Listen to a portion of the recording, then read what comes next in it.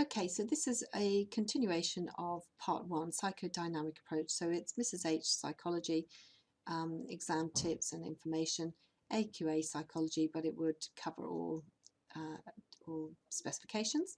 And for us, for AQA, this would be in paper 2, the approaches section, looking at psychodynamic approach.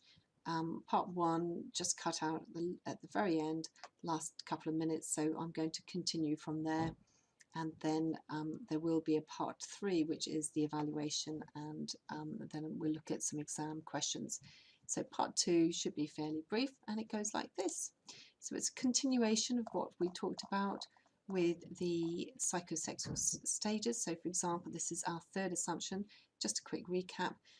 Basically Freud's saying that early childhood responsible for our adult personalities, and we talked about libido, and we talked about the oral anal stages, etc. And I just got to the point, the phallic stage, when suddenly the sound went. So here we go again. The phallic stage, approximately 4 to 6 years. It's probably the most important in terms of the fact that supposedly we learn our gender identity and also our moral identity, our moral stance from here, from our superego develops here at the phallic stage. So remember, oral stage, roughly about 1 to 2 years, anal 2 to 3, phallic roughly 4 to 6. Okay, so students will often describe this in far too much detail and spend too long on this. Actually, it's really just these bits in bold that are important. So I'm going to explain it, but you want to try to reduce it right down by just making sure you've got the key points. So phallic stage. A child enters the phallic stage around about 4 to 6. Okay, so you do need to say that if he's a boy, he will go through the Oedipus complex. Remember, that is just for boys. For girls, it's called the Electra complex. Right, it is an unconscious conflict. And the idea is that the child supposedly has sexual feelings for their opposite sex parent, but at the same time, they want to get rid of the same sex parent, get them out of the way. Now, obviously, this is all an unconscious process. It's an unconscious conflict. So you would not know about it. This is according to Freud, of course. This is his belief. You don't have to accept this, but you do need to know what he says. Okay, so the boy fears his father. Why is that? Because he fears that his father is going to castrate him. In other words, take away the one thing that gives him a pleasure at the moment, which is his phallus. So he has this fear of his father and hatred for his father. But the thing is, he also loves his father. So he is in conflict. Now, this is key. He has to resolve this conflict. And therefore, we get another defense mechanism, identification, we call it. So he identifies with his father. And in that process, he internalizes his father's behaviors, his father's beliefs, his habits, including his gender identity and his moral behaviors. So that's where Freud believes children learn their gender and morals. So this is with the boy. So in the exam, you need to say that he therefore identifies with and internalizes the same sex's behaviors. And successful resolution of this conflict will result in him having clear gender identity, clear moral identity. Okay. If the child does not successfully negotiate this stage, Freud believed there would be psychological problems. So, for example, he said that if the father was weak or absent a lot of the time, then the boy would have an unclear gender identity. Electra complex, remember, for girls, and girls supposedly feel like they've already been castrated because they don't have a penis, and therefore they think they blame their mothers for this. There is something called the penis envy complex. The key thing to remember is that instead of the fear of castration, girls fear the loss of their mother's love, and therefore they go through exactly the same process. They identify with mother, they internalize her gender, morals, her habits, etc., etc., just in the same way. Okay.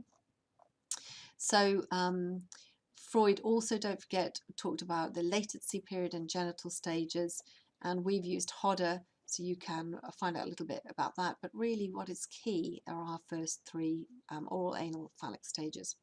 I've shown you a few old past exam questions here, so I'm just going to scroll down. You can pause the video to have a look at those, and I'll do a separate video on how to answer these questions. Okay, but the last little bit before we go on to evaluation, so the last bit for this video is Freud's use of the case study technique. So case study to investigate his patients. So if you remember, Freud was a physician. He had patients who came to him with disorders that couldn't really be explained through physical causes, and therefore he assumed that they were psychological. These were individual conversations, interviews really with those patients, and there are a number of them. So it's useful for you to have at least two. Probably the most famous one is little Hans. And Hans developed around about the age of 5. He developed a phobia of horses, particularly white horses, but he was afraid that the horse would bite him, and he was particularly afraid, as I say, of white horses with blinkers. Okay, Freud only met Hans once. I believe it was just at his birthday party, so he didn't have much contact with Hans, and he came up with a whole theory of child development based on this one case. But what happened was that Freud communicated with Hans's father, mainly through letters, and Freud's conclusion was that Hans was going through the Oedipus complex, that he wanted to possess his mother, and he was afraid that his father would castrate him. So Freud's interpretation, remember this is key, it's a subjective interpretation. You and I would probably have very different interpretations. So with the behaviourists, and we'll explain that in a moment, but Freud's was that the horse symbolized the father. The boy wanted his mother sexually. The child's fear that the horse would bite him was symbolic of his fear that his father would castrate him to punish him for his sexual feelings towards his mother. Apparently, the father was very pale and wore glasses, and that was supposed to be represented by this white horse who had blinkers and whiskers. When Hans's father talked to him and reassured him, apparently he overcame his fear of horses. So if one accepts that biting symbolizes castration, then perhaps this interpretation may have some validity. It certainly helps to understand how he came up with this. But for most people, this biting may be symbolic of something completely different. This fear of horses may be, there may be a completely different explanation. The behaviourists would explain it in terms of the fact that Hans saw a white horse, a big cart horse, fall down and die in front of him when he was very little, and that it was through classical conditioning. But that's another matter. We also have other studies, for example, the Rat Man, there's Anna O. There are a number of cases that you can look up. And here's an exam question. Explain how one case study reported by Freud demonstrates a psychoanalytic concept. So we've got different examples of that. And then we will go on to evaluate in video 3.